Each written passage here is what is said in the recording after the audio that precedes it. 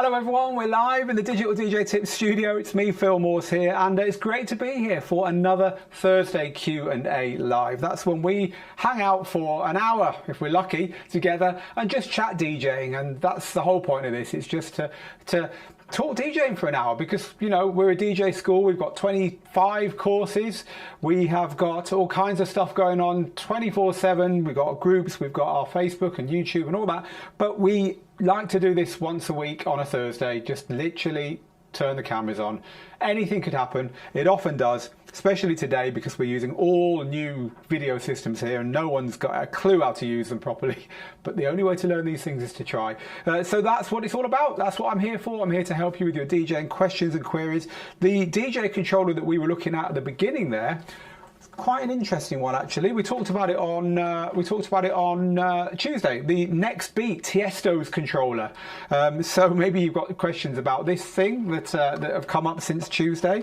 Also today we've got some production equipment set up in the studio. We've got this little thing here, which is the circuit tracks from Novation, which is a really interesting little device. So maybe there's something about this that you'd like to talk about, ask questions about. I can certainly help you with anything that you've been thinking about. This it's a little groove box that's got everything in it you need to make music. 2 synthesizers, drum machines, external MIDI sequencing. It's got a mixer. You can put audio back into it and mix with it. It's got effects built in. Really cool little thing, battery powered. And we've been reviewing this week, and so it's sat up on my desk because I was filming a video with it a little bit earlier. So I'm here to help you with whatever it is you need help with.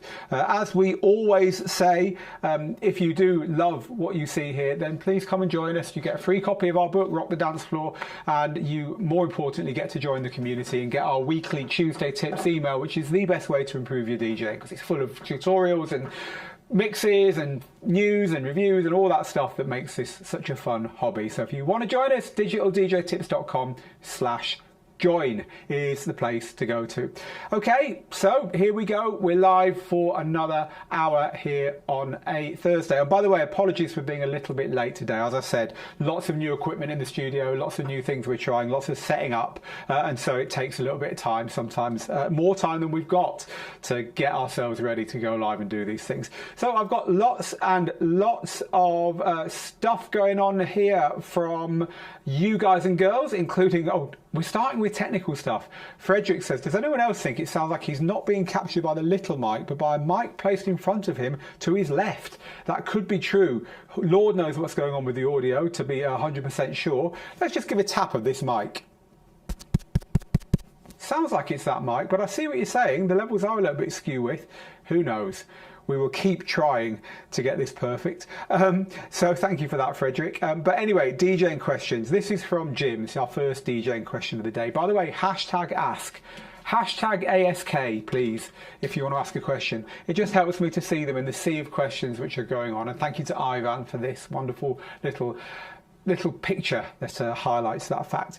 So Jim says, thank you for all the fantastic content. You're welcome, Jim. I'm looking to upgrade from my Pioneer DDJ SB3, partly because of the lack of separate effects controls. I seem to have narrowed my choice down to either the Mixar's Primo or the Pioneer SR2. Do you have any advice or comments about these controllers or other mid-range Serato controllers to consider? So you've got a Pioneer DJ SB3, which is a great beginner controller. You want to look at the Mixar's Primo or the Pioneer SR2. Both of these are now out-of-date controllers. They're not made anymore. They're not supported anymore. So I would say don't do that. I would say if you're going to upgrade from something like the SB3, which is a beginner controller, really what you want to do is be looking at something that is a proper step up from that. Really, there's nothing the SB3 can't do that's important.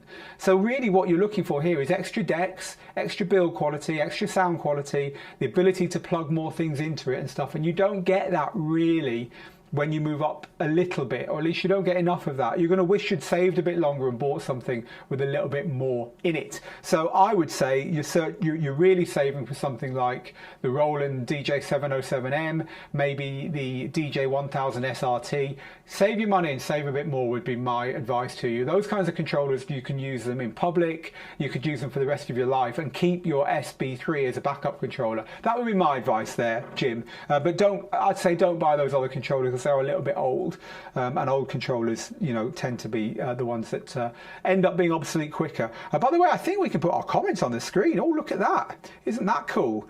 That's something new.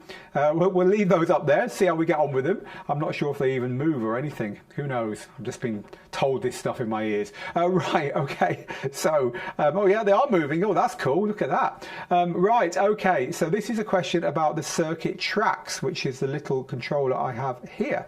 And the question is, can you... this is from Benedict. Can you load samples from a computer into the circuit tracks? So yes, you can. So this is, it's quite clever the way this works. This is a sampler in that it's got 4 drum tracks here. So these can play drums, but they're also, I think it's got about 3 minutes of sampling on board. It's got a little SD card on the back.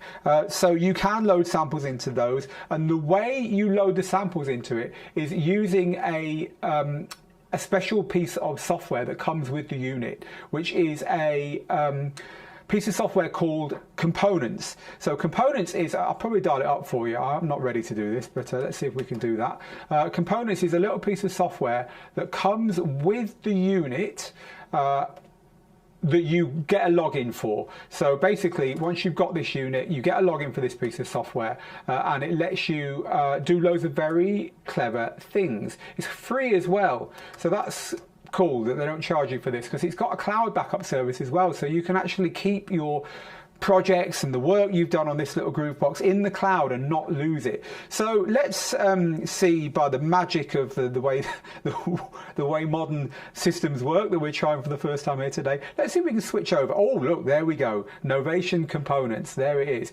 So this is the software that is it's open in a browser. This is open in, actually this is currently open in Safari, so I can't go any further than this because it has to be Chrome, but you get the idea. You get to click on your product and go to it, and then from there you can add samples and you can add synth patches and packs and all that kind of stuff onto the unit, and you can take them and put them into the cloud to keep them safe as well, which I think is a really nice thing. So yes, you can do that, is the answer to that question.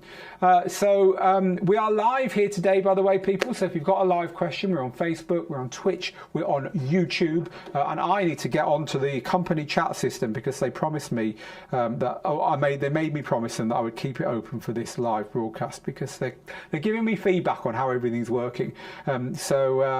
No, there's no one berating me there or saying, Phil, what the hell do you think you're doing? So I think we're probably live and we're probably all looking all right. More questions. Sherwin says, why the late start? Oh, Sherwin, you're a driver of men. You're a driver of men, because we had we've got it might look the same, but we've got a totally new technical system here that we've been fitting all week, and we were late. We had some hitches to get it all working. So some of you over there in stateside locations have had a bit of a lie-in before we went live today, so that's cool. So the next live question then, we'll take this one from Christian. Hello, Christian. If I DJ on 4 decks, do you think having separate decks is better than layered decks? Now, this is a really good question because it comes up a lot. You know, DJ controllers nowadays have 2 decks. There's no DJ controller that has more than 2 spinny things. What have we got here? This is a very small DJ controller, but for our purposes it will do. Let's take a little look at this. So this is a DJ controller with 2 decks. I'm playing music there. Can you hear that? I can hear it in my headphones. I bet you could hear that as well, because I put that on the keys here. This has got 2 decks, right? 2 mixer channels as well. Now, some DJ controllers, even when they've got 2 mixer channels and 2 decks, can actually control 4 decks of your software. So how do they do that? They have an extra button that has layer written on it. Layer 1 and 3, 2 and 4. And you can control all 4 decks. You press the layer button, and now all of a sudden, these are controlling the other decks. So it gives you 4 deck control. So it is a good way of getting 4 deck control on a DJ controller if you've got a unit that hasn't got even a 4 deck mixer, but no DJ controllers have 4 physical decks, right? Your question is that really a good thing? You know, it's interesting. To me, it is, but you've got to be careful what you use those extra decks for. I've yet to see a DJ convincingly DJing, you know, fully on 4 decks where they've got 4 things going all the time and stuff without actually having 4 physical turntables to do it on. So Carl Cox uses 4 turntables. James Hype, you'll see him doing it in our DJ courses, uses 4 turntables, but they're doing that with the actual physical decks. So to me, if you're going to use the extra decks but you're not doing that, you need to rehearse what you're going to do on them and only do that stuff. It could be that you have a percussion loop running on one of the extra decks in sync with everything else that you can just easily mix in and out again, or an a cappella loop, or you use it for a particular routine where you know what you're going to do, you know the order you're going to press the buttons in, you're going to switch to an a cappella, you're going to do this, and you're going to get out again. Because let me tell you, after a beer or two in a busy nightclub, it's a bit like, you know, you often see contestants on TV game shows getting the most simple questions wrong, and when they ask them afterwards, why did you get that question wrong? They're like, well, I knew the answer but I froze because I was on live TV. It's the same when you're DJing live. You know, the stuff that you think you've got cracked when you're doing it in practice, as soon as you get in front of an audience, when it involves fiddly things and layers and decks and stuff, it's going to go out the window. So I would say, if you're really into doing this, if you're really into the idea of doing this, just get yourself 1 extra deck. So this is a deck that you could use. This is a LC 6000 by Den and DJ. This, I think it now works with Serato and Tractor, certainly works with Serato. So you can plug it in, have it alongside your other decks and use this to control that 3rd deck. And if you've got a 4-channel mixer as part of your DJ controller, then 1 extra deck to do that extra stuff on might be a really good addition. And then of course, if you get hooked, you can buy a 2nd one to go with it. Good question. Thank you for that. How are we enjoying it today, people? Let's get some thumbs ups and loves and hearts and stuff going on if you are having fun here. We're just about coping with the equipment. It's all very new to us. Now, look, there's a lot of stuff that's been going on over on Digital DJ Tips recently. So maybe there's stuff on Digital DJ Tips that you would like to talk about. Let's have a little look at what's been going on over on the website recently. So we've been talking about how to pick songs for a DJ set. This is a really good one because this was actually driven by the community. We got loads of people answering this this call, how to pick songs, and so we covered them all in this article, so you might want to go and take a little look at that. It's a fun article if it's something that, well, let's face it, it's something we all struggle with. That's one of the things you just never learn, isn't it, fully, how to pick the right song to play next. You're only as good as your last mix, and so on. Also, we've been looking at these earplugs which have got a volume control on them. They're not battery powered or anything, they've just literally got a physical shield for your ears that you can turn up or down. And maybe you've got questions about hearing and ear plugs and all that kind of stuff that you'd quite like to share with us. So come and have a chat about that if you want. What else have we been talking about recently on the site? And of course, we had if you haven't seen this, by the way, the results of our census.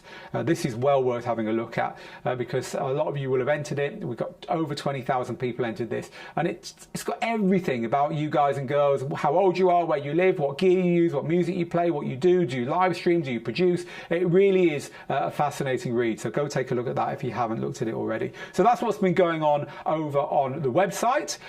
Let's have a look at what you guys and girls are asking here live. Oh, Treo says happy St. Patrick's Day from Belfast. Well, happy St. Patrick's Day to you too. And hello to David in Tenerife. Lots of you saying happy St. Patrick's Day, which is nice to see. So DJ Bucksy D says, much love from Chicago. You're doing a great job. Thank you. Does a DJ need an external mixer?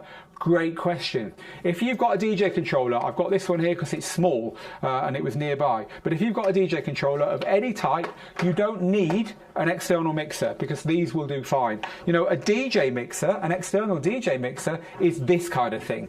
This is actually a Trax mixer. It's a lovely one as well. It's this kind of thing, right? So you plug your decks into this, and this replaces the middle bit on this. You can't do this with 2 hands. Yeah. So no, you don't need an external mixer, but it can be useful to have an external mixer like this type. This is what we call a live mixer. It's a small live mixer or a small PA mixer. So let me show you this. I'll put this on the big screen so you can see it. So this kind of mixer can be really useful because you can plug your DJ controller into this. And when you plug your DJ controller into this, you can also plug microphones into it and all other stuff like that. And then this goes off to the PA system. So in other words, you're not mixing on this, you're not DJing on this, but what this does allow you to do is add extra sources, extra microphones, maybe even extra DJs and stuff who you can then choose between using the main controls on the mixer. But more than that, and the thing I really like about this kind of mixer is it gives you EQ. So you can EQ what's coming out of your DJ controller to suit the room that you're DJing in, not to suit creative impulses, not to like take the bass out and stuff like that, but rather if you're DJing in a room and it's not bassy enough, you might be able to put a little bit of bass back in using these controls. Or if it's very screechy, you can take some mid and highs out. And then that means that you don't have to worry about that for the rest of the night. And on your real DJ controller, you can be DJing with those at 12 o'clock unless you've got a reason creatively to change them. So for all those reasons, and also sometimes you just get stuck and you're like, if only we had this, then we could do that and we'd be all right. For instance, this has got Bluetooth on it. So let's say your main DJ system went down, you could Bluetooth with your phone into this and keep the music playing while you're waiting to get your main system back up. So for lots of reasons, a little mixer, this is a PV6BT, it's quite a big one. You can get these for like $30 or $40 if you want to go down to the little Behringer Xenix ones. And Yamaha do some really nice ones as well. You're looking at, also Mackie have got some good ones. You're looking at $80, $100 to get a nice little live mixer. So I'd say every DJ at some point should buy a little mixer like that. They're just a very useful Swiss Army knife type thing to have in your arsenal of stuff. So thank you for the question there. That was a great one. So the next question that we've got live is from John, who says, what tips do you have for making hot cue notes so you remember what to do and when? I'm using a standalone Prime 4, so the name tag doesn't show. I'm not sure if you can change the colours on the Prime 4 hot cues in the engine software. I think you can. And if you can, have hot cues that are coloured for certain things. And also have them in order through the track. So, you know, have them beginning to end. And so Laid Back Luke has a system where he uses a different colour for where the vocal comes in compared to where the drop is and the outro and so on. Have a system that works for you, and that colour can help you decide what to do with those hot cues when you see them, rather than just having them random. That might be something worth considering there. This is from DJ GTX, who says, I got the Hercules 500 Impulse. It's a great controller. Does it work with my Chromebook? No, it won't work with your Chromebook. There's only one DJ system that will work with the Chromebook, and that is Beatport DJ. So Beatport DJ, it's at dj.beatport.com, I think, dj.beatport.com. It doesn't work in Safari, which is the browser I've got open here, or I could show it to you. But nonetheless, let's see if I can get it to work in Safari anyway. And then if I can, I will show it to you. But this is a browser-based DJ platform, which is pretty cool, because a browser-based DJ platform means that you can use a Chromebook where you can't load normal stuff on it. So let's have a look. I have managed to get it up and running on here. So it looks like this. You get your two decks that you can load tracks onto. You can do all the usual stuff. You can play and mix and so on and sync, etc. And you can create playlists with the Beatport library. So if you're a Beatport Link subscriber, you've got basically all the world's music down here. And you can go and have a go at this. You get 2-minute preview clips, it says at the top. So you can go and have a look at this anyway now if you want to. dj.beatport.com. So if you're a Chromebook user, or they give you Chromebooks at school or at work or whatever, then you know, here's a sneaky way of getting some DJing in on the side. And if you do have a Beatport DJ, a Beatport Link subscription, then you've got all your music there as well, which is really cool. I like the Beatport DJ app. It was called UDJ before. The people who wrote it, Beatport kind of like got them to write a special version for them. But it's a nice app. So that is the way to do it if you are a Chromebook user and you've got no other way of using DJ equipment software on your laptop. Right, Dancing Tunes just bought a USB audio interface with streaming. Any suggestions and ideas how to start with this? I have, and you people who are here a lot will know exactly what I'm going to say. I'm going to give you a tip now, which I give lots and lots of people when they ask questions like this. So the tip is this: go to digitaldjtips.com. We're going to do that together now, and I'd like you, when you get there, to go to the bit I'm about to show you. Let me just get that like that. Head to this bit here. And when you've clicked on there, head to the search bit. And then in here, type live streaming. And then what you're going to get there is access to all this information about how to go live using audio interfaces and so on. And what I want you to do is scroll down to the Ultimate Guide to DJ Live Streaming in 2022. Clicking on that will take you to this, where I talk you through everything about how to go live as a DJ. I talk you through, because we've done this so many times, I talk you through the ways to go live using your laptop, using your phone, using audio interfaces. Here's the kind of audio interfaces that are going to be similar to what you've bought, how to set it all up, how to use external cameras, how to get the right sound in there, how to get past copyright issues, what extra accessories you need. You see me setting up on location live streams like this one.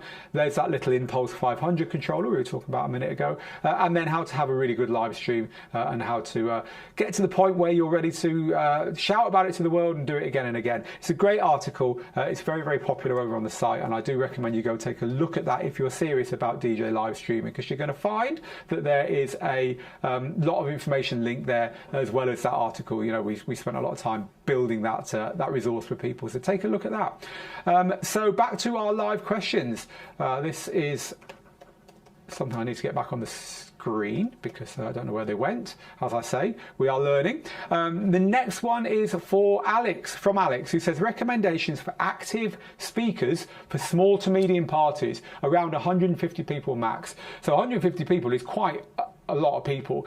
The rule of thumb with speakers is, and this is a very rough rule of thumb, so don't shoot me down if you're a sound engineer, 5 watts per person indoors. So 150 people times 5 is 750 watts. So you want a 750 watt RMS PA. RMS basically means constant music power. So you don't want 750 watts peak, which is what some smaller, cheaper PA spec sheets say, because that means that the loudest it'll ever get, just, you know, on the really loud parts, is 750 watts. You need it to be able to hold a 750 watt signal ongoing for about 150 people, because you've multiplied it by 5. If you're playing outdoors, it's got to be double that. So you're looking for a 1,500 watt PA system. So these are getting reasonably loud, this kind of PA systems. The ones that we recommend in Europe, at least, are the Dave PA systems, the LD systems, Dave systems. They're just a good PA system, good basic PA. They work, they're reliable. You get 2 top speakers and 1 bass speaker, and you're going to want to buy stands for the top speakers as well to hold them up at ear level.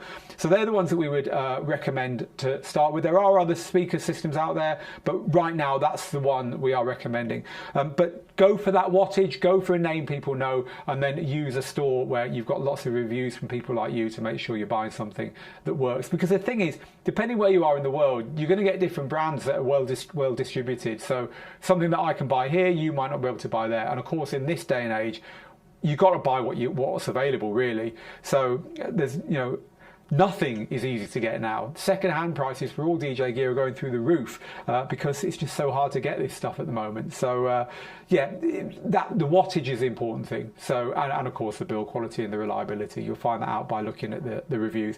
If anyone would like to help out with that one, by the way, Alex is over on YouTube, so you could go and have a chat with Alex over there and give him some help. Right, okay, we'll push on now. Next live question here at the Digital DJ Tips Thursday Q&A live, where we answer all and any of your DJ questions, is from DJ Chris Stafford. My record pool has quantized remixes. What are those? I cannot find anything online, and I just find them with long intros and outros. This is easy. Basically, some music, it doesn't stick to a steady beat. It sounds like it does, but actually when you get it into your DJ software and you try and beat grid it, it doesn't. And that makes it harder to DJ with. So all they've done is basically tidy it up a bit so it's easier to DJ with. Your download pool, DJ City, BPM Supreme, Zip DJ, DMS and all the rest, your download pool is designed to give you music that's easier to DJ with, which is why you find those versions of tunes with beats at the beginning and beats at the end for easy beat mixing, and quantized remixes where they've quantized the tune for you, they've tidied it up so it's easier. It's on a very, very steady beat, and that's it. So that's all that means, Chris. So my next live comment is from Lee Dobos, who says, what's the best way to protect club gear when you're putting your controller over the top? Oh, you're a good man, Lee, because a lot of DJs don't care about this stuff. The classic is throwing your coat on it. I mean, it's really not up to you to protect the club gear when you're turning up with a controller. You should talk to the club about what you're doing, and they should provide a solution. A lot of clubs have deck savers, which are the acrylic covers that go over the top. But yeah, it's a good question. I don't know really. I'd say if you're really, really stuck, chuck your coat over it, but really you want to unplug it and move it if you can. But if anyone's got any suggestions about that, Lee is over on Facebook. By the way, I've got a tip for you. If you love these live shows and you want to make them part of your routine, come and watch them on Facebook. And the reason for that is very simple. I've got nothing against YouTube or Twitch, but on Facebook, the comments underneath remain with the video after we've finished being live. And that means that my team and I can get to you in those comments afterwards. On Twitch, the video doesn't stay afterwards. And on YouTube, the chat down the side, which is where you're commenting now on YouTube, freezes when it finishes, and then all the comments move to underneath. So it's harder, if we haven't answered your question down the side, to do it after the event, whereas in Facebook they all stay underneath. So little tip, if you want us to get to you, and if you're watching the recording of this as well, then that's the place to do it. Head over to Facebook, because it's just an easier place for us to help you, and that's what we want to do. I cannot answer this question. It is, how much is adequate for mobile DJs to charge for birthday parties and weddings? It depends where you are in the world, but I would say look at what it costs to hire the equipment you are using and add on your talent fee on top. If it costs $200 to hire a DJ controller and a PA system where you are, then why are you charging $150 to turn up with that same PA system and DJ equipment and then spend 5 hours of your time DJing on top?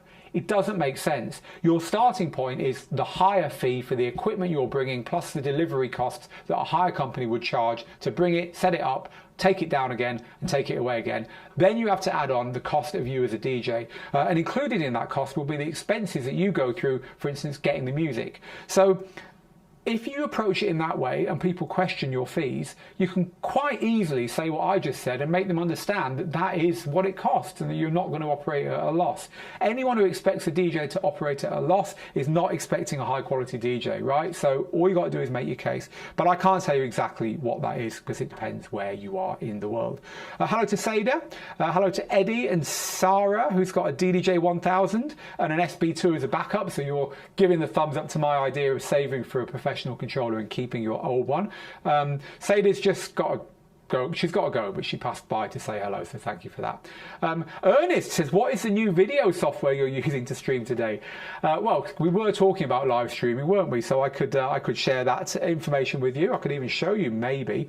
So if I zoom out on this camera, you'll see in the corner here, let's just try and focus that for you. We have this. Is that in focus? It's hard to do it. Hard to do it on such a small screen. That'll do. That'll do for now. We have this thing here. This is a switcher. This is a hardware switcher. And we've got all our sources plugged into the back of it. So there's my front camera. Hello. There's my overhead camera. This one here is my screenshot. There's all your comments coming through on my computer, but I can also on my computer go to the control panel for what I'm talking to you on now. You can see the audio and cameras there, and also the comments that we saw earlier coming through here, which I can put straight onto the screen like that. And also we've got a few other bits and pieces here as well that I can access. So that's what we're doing. We're switching to a hardware way of doing this stuff here. And the reason we're doing that was to get my top camera in again, in case we want to talk about this stuff again. And of course it means I've got to focus the thing again as well. The reason we are doing this is so that I can present these live. So those of you that have been with us for a while will know that I present these live sat over there on the poor neglected comment cam. Remember this little baby? But it means it's harder for me to come over here and get gear out and chat to you about this stuff and so on. So we wanted to change it up so I could do that more easily. So that's what we're doing. But it's a difficult system to learn. It's hard and it's going to take more than the time we've had this week to get to grips with it. So thank you for bearing with us. That's why we were a bit late, and it's why you might see glitches in what we're doing as we kind of scratch our heads and get used to it. What it basically means is that, you know, we do an awful lot of stuff here. We do a lot of reviews of equipment. We do a lot of live streams, and we wanted to use the same system, the same camera, cameras, the same recording, the same switching, the same output, whether we're going live or we're recording to disk. And then when we have recorded something that's going to be a YouTube video, for instance, we want to take all that recording and edit it really fast so that we've got more time to make more stuff. And the way we were doing it before was difficult. It took a lot of time. So we're just trying to streamline it all. We haven't changed our studio here in about 4 years, and we've done thousands of live streams from it in that time. So you imagine how good we got at using it in that time. And now, as of this week, it's all changed. So, but it's all good fun. So thank you for asking. Right, let's get another live question. Chris says, no matter what genre of dance music I play and mix, nothing excites me anymore. How do I get that spark back and get out of this rut? I think, Chris, after a while, we've all been there. Take a break, do something else, try producing music instead, or just hang your headphones up for 6 months. Start going out, start listening to music, go and see live bands. As soon as you stop doing what isn't making you happy anymore, the ideas will bubble up in your head about what will make you happy. They're going to be related to music. They're going to be related to DJing. They're going to be related to this thing you love. But they won't be what you're doing now. But unless you stop worrying about it and trying to do something that you're not passionate about anymore, they won't come to you. You know, we've got production equipment here. Have you tried producing? Maybe you should have a go at that. And another thing to do is just to get completely out of your comfort zone. So for instance, I'll give you a great example. My friend Jason Janai, who is a wedding DJ, is also a club DJ and club producer. He makes club tracks. He makes banging tech house tracks in his spare time. He does that because he loves it and it keeps him fresh. Now his real love, and he admits it, is wedding DJing. He loves comparing weddings. He loves doing the video and the photos and giving an experience on that really important day for people. But of course he's limited in what he can play and what he can do. So to keep himself interested, he's got this kind of side hobby of making and remixing tech house and really upbeat music. And in fact, he's got a little sideline making mixes for gyms. And he's got people who subscribe to get mixes every week, I think, or 2 weeks to play in their spin classes and stuff. So he's got two very different things going on. So maybe you could add a very different thing. And what happens is when you add a very different thing to your DJing hobby, they feed into each other and they reinforce each other and you see links. And the reason you're seeing links is this is working again. You're not comfortable anymore. You're starting to think differently about it, and that's a very, very good thing. So I'd say do that. See if something else bubbles into your head if you just take a step back for a little while. Thank you for the question, and I'm sure a lot of people will sympathise with that one. This is from Kyle. Hello, Kyle, who says, I'm a laptop DJ. I need to know what is the best controller to start with. I'm comfortable with my performance, but I'd like to explore scratching, but I can't justify paying thousands for a controller. So if you're a laptop DJ and you're only using your laptop and you want to use scratching, you're quite right. You do need a controller of some type. I'm just looking to see if there's anything I can go and grab here easily to show you. I don't think there is, but basically, actually there is. If you can still hear me, people, but you won't see me for a second because I just want to grab a very basic controller and tell you some home truths about controllers and scratching. So this is the Pioneer DJ DDJ 400. It's a fantastic beginner controller, and quite rightfully they've sold an awful lot of these things. Now this has got everything you need to move up from laptop DJing to the DJing in the kind of way it's done in clubs. These loop controls are set out in the correct way for clubs. You've got your controls down here, same as in a club. These are in roughly the same place. The mixer and the effects are in the same place. Yes, it's very limited compared to a club system, but nonetheless, it's got everything you need to start learning how club DJs play. But more importantly, the jog wheels are really, really good. Now, if you don't believe me, go and take a look on the Digital DJ Tips YouTube channel and find the video by our tutor, DJ Jazzy Jeff, who of course needs no introduction, where Jeff is DJing on the Pioneer DDJ Rev 1, which I also have here somewhere. I could have grabbed that, but I couldn't see it, which is very similar to the DDJ 400. In fact, it's the replacement for it. So you might want to look at the Rev 1, REV1 as well. Same price, just it's got a slightly more scratch-friendly layout, but it's the same build, same everything. And you'll see what you can do on these little controllers. You know, about 6 years ago, when I first started working, maybe longer than that, with Steve Canuetto, the co-owner of Digital DJ Tips nowadays, we made a course called Scratching for Controller DJs. And Scratching for Controller DJs was designed to help DJs who want to scratch but don't think they can do it on the equipment they've got. And we used every kind of DJ controller. We even used something like this. just to show that you can scratch on anything. The jog wheels today are very, very, very good, and you don't need motorized jog wheels or anything like that in order to scratch. You just need to have modern jog wheels that have got the touch control on the top, which is your vinyl control, and the nudge control on the side, which is your kind of nudging to beat mix. Once you've got that, as long as it's got a crossfader, you've got all you need, because all the controls you see on mixers that are designed for scratching, like the reverse switch and the tight crossfader to the loose crossfader and all that kind of stuff, you can do it in software. In the settings of the software, you've got all these controls. So really, anything will do. DDJ 400 and Rev 1 if you're a Serato, the DDJ 400 if you are a user of Serato, of Rekordbox, let me get this right. The Rev 1 if you want to use Serato are both good choices for that. Cool. So good news, and do go and take a look at scratching for Controller Djs as well. It's a decent place to start if you're interested in doing this stuff. I'll show you where you can do that actually. So if you are not used to the way this works, let me just dial it up again. I'm just getting used to our new system here. So let me do that. Right, we're in. We're in, people. Head to the courses tab at the top here. Let me just put my pointer on because I can. I've got a new pointer. Check this out. Head to the courses page at the top here. And then once you're in there, head down to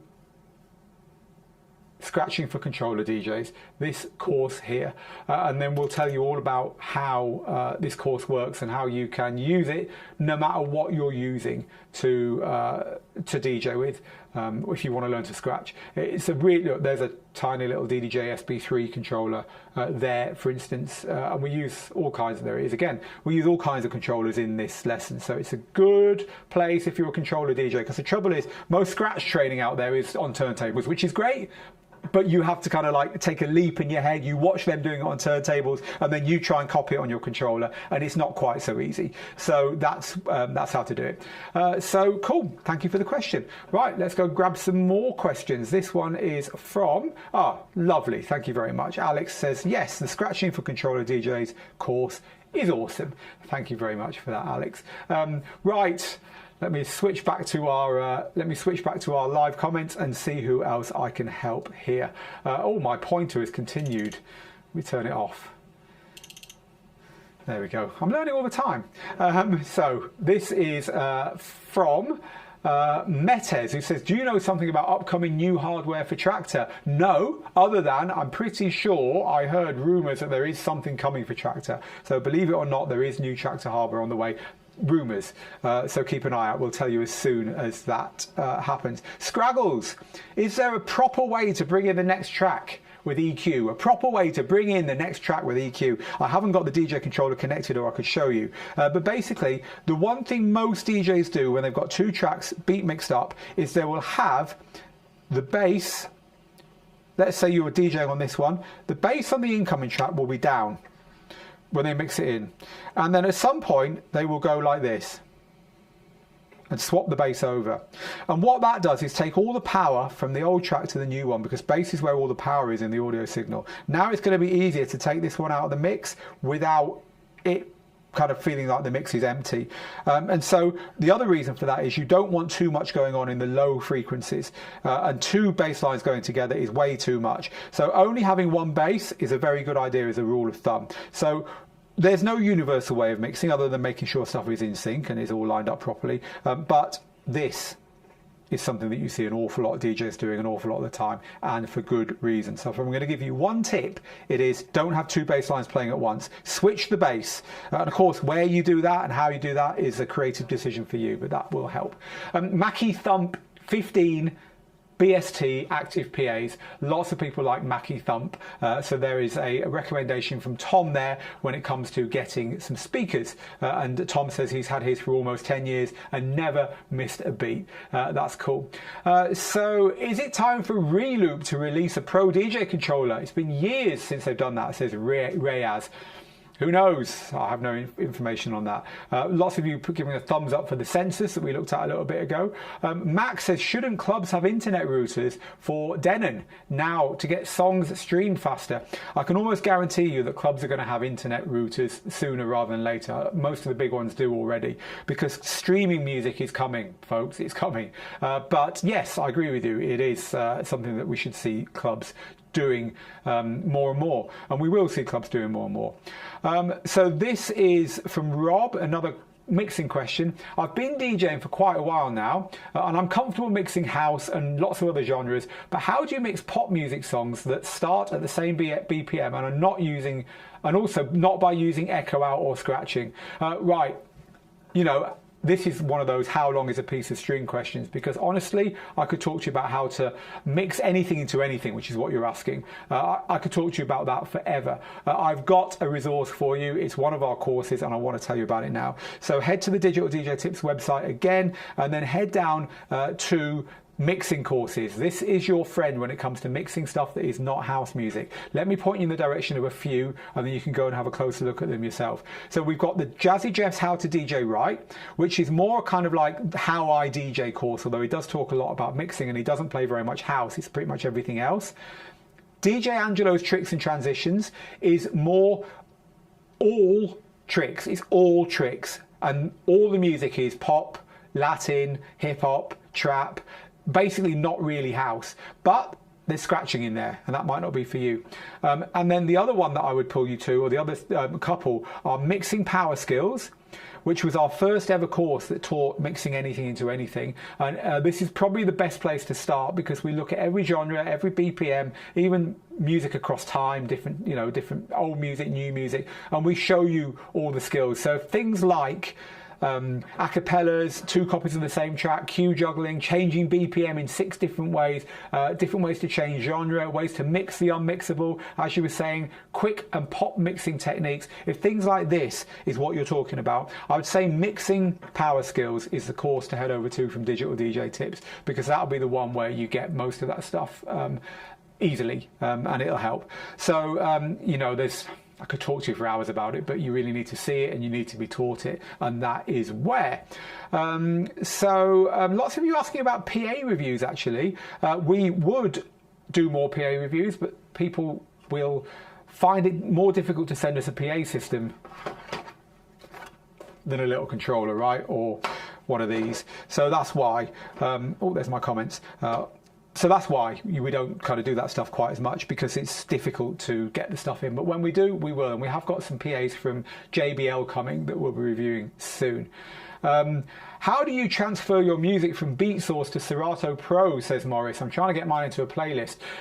You can't transfer it from one to the other. All you can do is open your BeatSource playlists in Serato. So what you should do, BeatSource is a streaming service, by the way. So there's BeatSource, Beatport. BeatSource is open format music, Beatport is electronic music, and then also to plug into your DJ software, you've got Serato, you've got Tidal, and you've got SoundCloud Go Plus. So these are the 4 big ones. But the problem is, especially Serato, it's quite limited in how you can build playlists with music from those services. You have to basically build the playlist in the service itself. So you can go into your, was it BeatSource you said? You can go into your BeatSource, yes it was. You can go into your BeatSource web app, and you can build playlists there. And when you open Serato, they'll be there for you to play from. That's the way around that.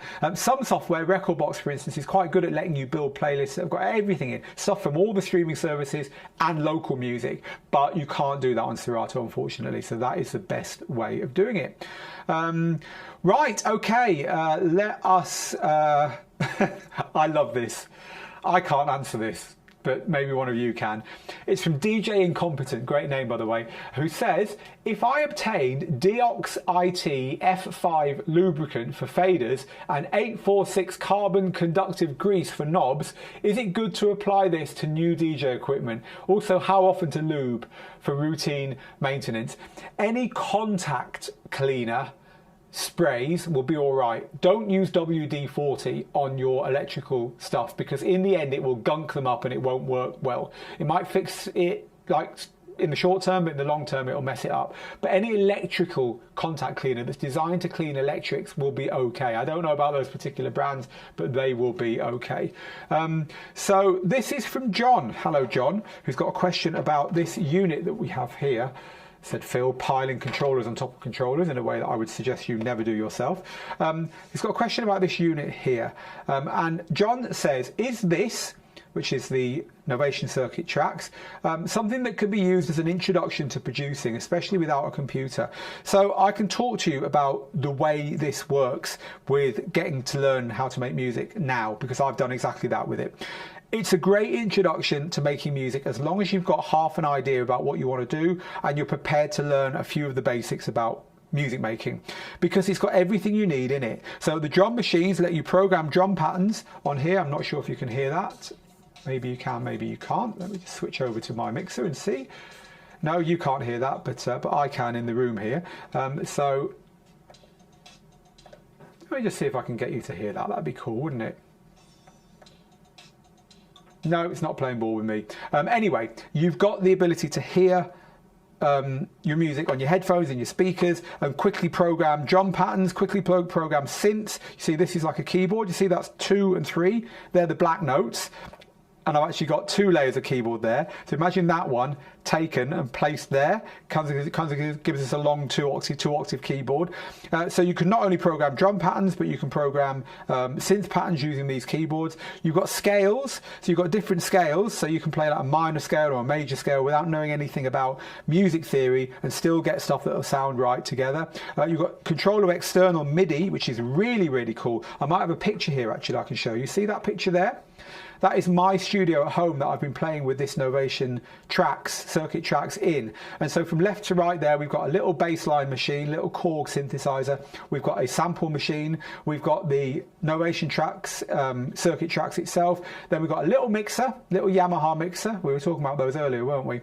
And I've got a little keyboard that just lets me control the pads on here a little bit better than than using what I was just showing you there, where you've got these kind of like pretend, if you like, keyboard black and white notes. So you can build a little system around this, and it is a lot of fun. It's very immediate. You know, one of the things people don't like about DJ with Ableton, or sorry, about producing with Ableton, and even with a bit of hardware, is Ableton's endless. FL Studio's endless. There's so much you can do, and it can really be quite daunting. And when you just want to make a bit of music, you sit down to a blank big screen Ableton project, and it's like, God, where do I start? You know, you're clicking a mouse and touching a keyboard again. Maybe you've been doing that all day and you don't want to. With this thing, you sit down, you press the on button, you press play, and it'll play you the last project that you were working on, and within seconds you're in there, you're tweaking. It's got a mixer built in, so you're in there, you're changing the panning, that's volume on all your sources. You're very, very quickly making music and playing with music. Of course, the flip side of that is it's a lot more limiting than using using software, but I think this is a great way of making music. If you're a bit of a renegade and you don't want to use a laptop, it's a good starting point, I'd say. And they give you loads of packs of sounds and samples and so on, and they keep adding to those as well, which is a really cool thing. So yeah, I do think it's a good way to get started. Right, let's do a few more of these.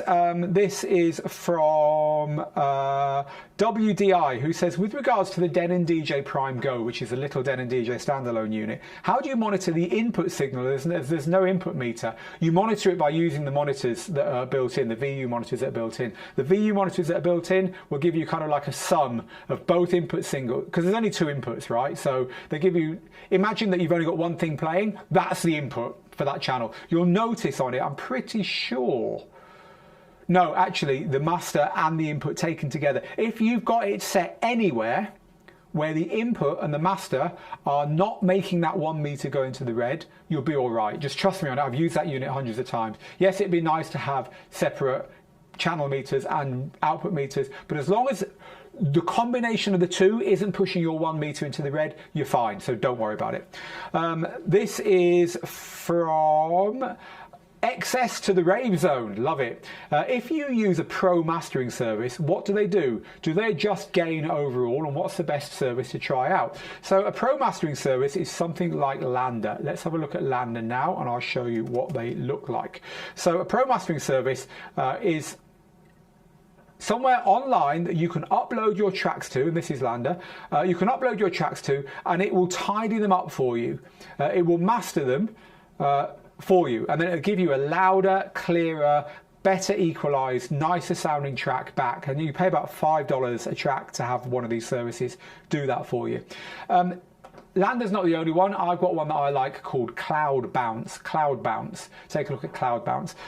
These are good if you produce your own music, or you do your own remixes or re-edits or whatever, and you want to just get it that little bit louder, that little bit better sounding. That's what they do for you. They'll never be as good as giving it to a professional mastering engineer.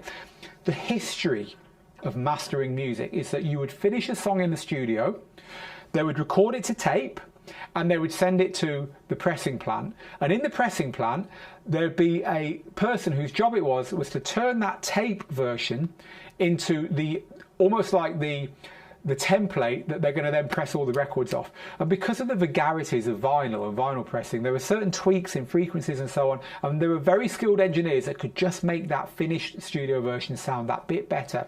Nowadays, the same thing happens, even though it's all digital. They'll turn that finished studio version into something that sounds great and really loud on the radio and all that stuff. And these plugins try and have a go at doing that for you, the mere mortal who can't afford to spend, you know, the hundreds it'll cost to get a professional to do it for you.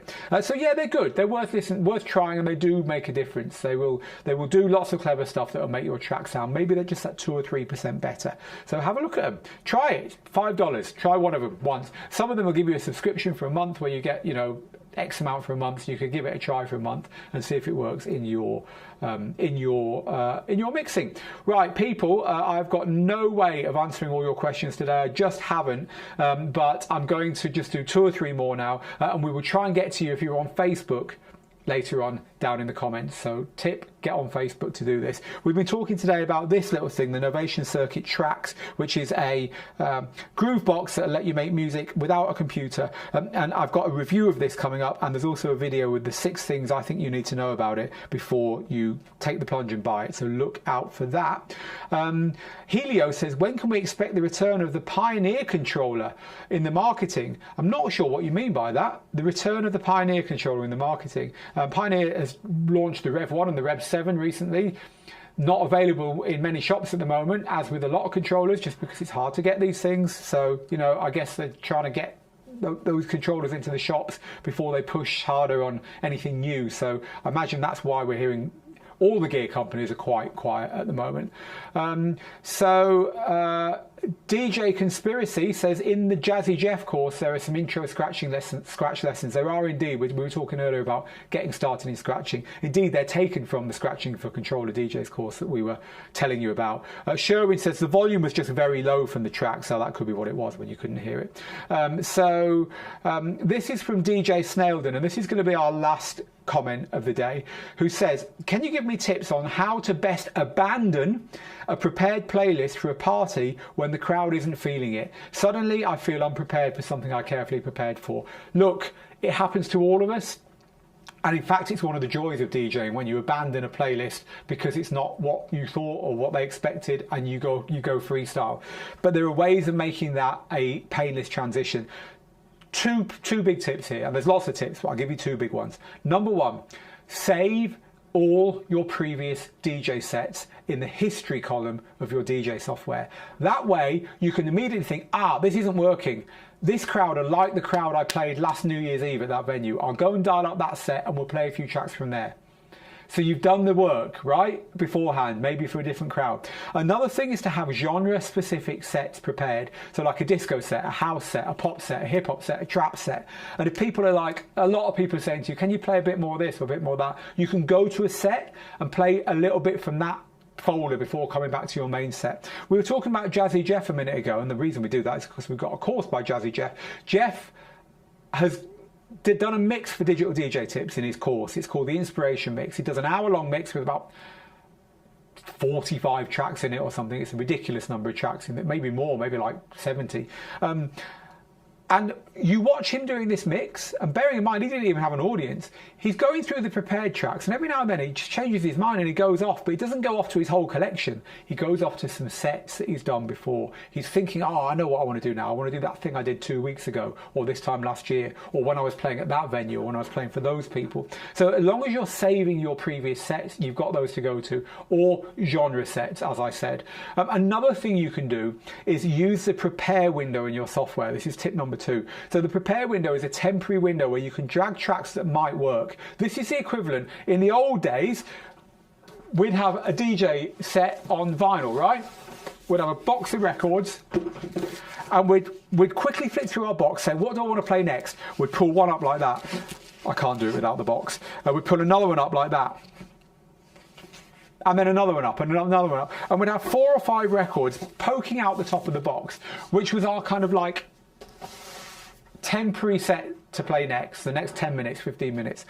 You can do the same thing by putting the tracks into the prepare window in your DJ software, which is a little window in the library where you can just put tracks temporarily. As soon as you play them, they disappear from that window, or as soon as you click clear, they disappear from that window. So you can go into any part of the library, old sets you played before, genre playlists, even, God forbid, into your main library, and quickly say, maybe that'll work, maybe that'll work, maybe that'll work, maybe that'll work. So you're not going completely off-piste. You're actually very quickly planning another little set. So that once you've done that, you can take a deep breath and you can try that set. Maybe you can rearrange the order in your head and on the screen and stuff. So you're not going totally random, and you are getting a chance. And also, don't worry about going back to your set, the one you've prepared. Just because it's not working right now, it doesn't mean it's not going to work in 20 minutes or half an hour or whatever.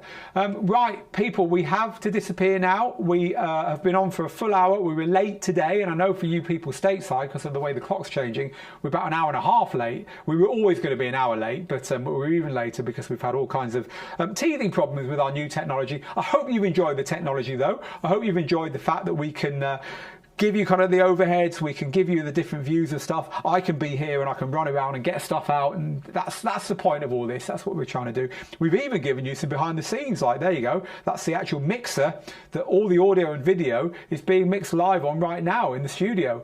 So you don't get to see that stuff normally, do you? So I hope you've enjoyed it today. It's been Thursday Q&A Live with me, Phil Morse. As I said before, if you find this stuff useful and interesting, that's not the button I wanted. That's not the button I wanted either. So there we go. Messed that one up already, but hey, we'll get that right next time. But as I was saying, if you find this useful and interesting, we'd love you to be a member. So to join Digital DJ Tips, I can't show you the graphic, but I can tell you, go to digitaldjtips.com/join. You will get a free copy of our book. You'll get a free copy of our gear guide, so you don't make expensive mistakes when you're buying your gear. But more importantly, you will get our Tuesday Tips email, which is the best place to improve your DJing. It's free, and we give you tutorials, reviews, news pieces, features. We give you mixes by all of our talent, Jazzy Jeff, ourselves, DJ Angelo, Layback Luke, etc., as well as many free lessons and stuff that we make regularly. It's all in that newsletter. It comes out every Tuesday, and you can subscribe to that for free by getting your name on the list. digitaldjtips.com/join. Right, people, we're done here. Get good, get out there, make the moments, and I will see you again on Tuesday for Tuesday Tips Live, where we will pick a DJ topic and we'll talk about it together and take questions and all that stuff. I'm back next week, hopefully at the normal time, which will be 3 p.m. London. I think next week that will still be 11 a.m. Eastern. Don't quote me on that though. And we'll see you then. But until then, goodbye.